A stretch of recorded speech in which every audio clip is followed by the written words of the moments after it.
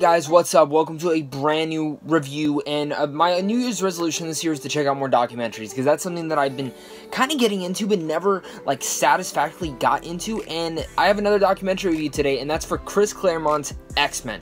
Now, this is a documentary about Chris Claremont. If you don't know who he is, he's pretty much he's revolutionized the X-Men comics. Like, these are the reason, like, most of the famous X-Men comics are because of him. And this is a guy that I didn't really know about. I always heard the name, but I never knew much about him. I mean, when we think X-Men, we think Stan Lee, we think Marvel. We don't think Chris Claremont. And after seeing this documentary, it completely changed my mind.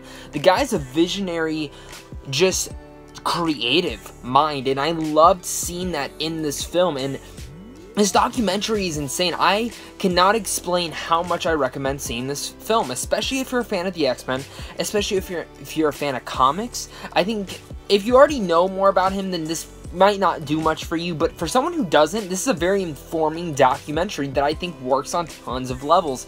And I think the way that it's told can be a little boring at times. The documentary style can be kind of like one of those documentaries you sit down in school to watch, but at the same time, it's not. At the same time, it's very informative, and if this is your type of stuff that you want to know more about, then this is the type of documentary that you should check out, because it's told very well, the pacing's very unique, and it goes through, it starts the story, lets you know who he is, lets you know how he got into this business, which is insane. I don't want to get into spoilers, because I really think it's interesting for you to just watch and figure out, but the way that he got into Marvel and all this is just so creative, and his mind, the way his mind works is also very unique. It's like, so there's a part in here where he's telling about how he'll make these X-Men comics and he won't tie up any stories for like years.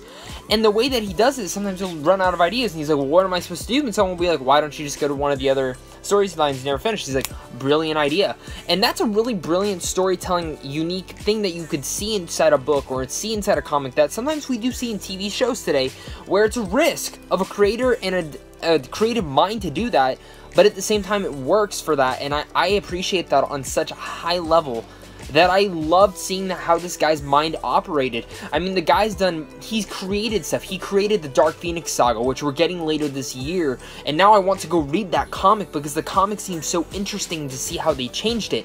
And then another one that they happen to do is X-Men's Days of Future Past, which that's probably, a lot of people argue that's probably the best X-Men movie, but hearing how he tells the comic books, and for him, one of the main things he always talks about is when he's creating new characters, he's like, well, why can't this character become a girl?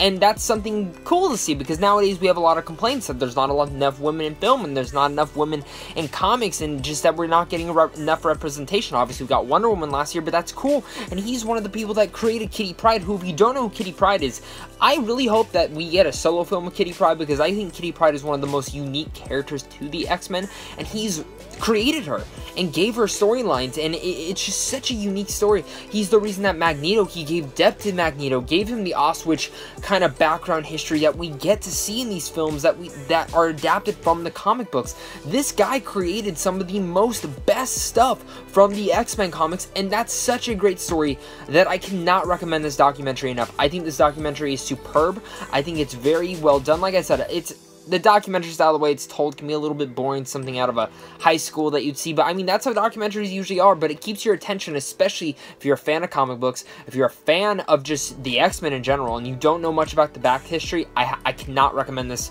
documentary enough, so make sure to go check out Chris Claremont's X-Men documentary. I recommend it. I think it's on VOD now.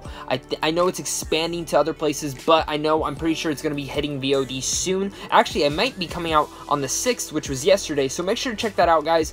I hope you guys enjoyed this review. Make sure to check out more reviews soon. And also, I can't wait to see what the next documentary. If you guys have any documentary things that you guys think I've missed and haven't checked out, please comment down below and let's hear about it. And of course, until next time, stay glassy.